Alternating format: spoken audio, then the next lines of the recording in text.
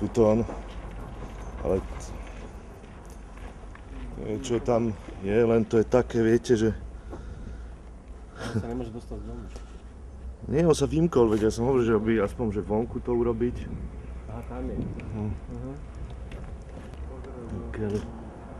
No, tuto to je lepšie, tuto to bráni trochu ten dom.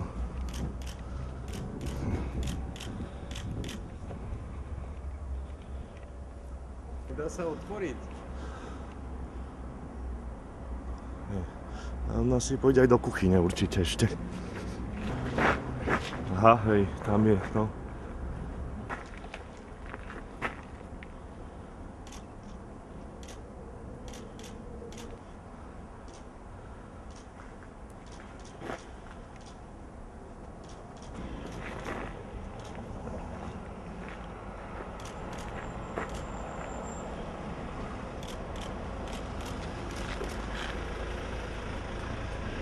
Čo pre vás znamená hráte fakt?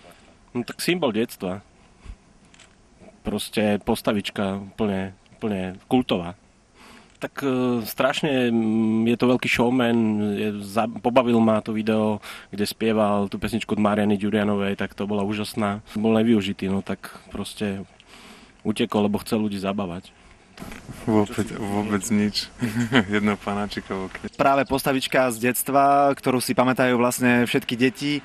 Ja som osobne na ne vyrastal. Bol som v tom čase, keď bol hlavnou hviezdou na STVčke. Takže je to taký symbol detstva. A hlavne aj doby, v ktorej účinkoval. V podstate stratil sa za takých záhadných okolností a teraz môže na seba upozorniť, že je tu a mohol by priniesť niečo nové do toho showbiznisu. Ale tú čistotu by si mohol zachovať, nie?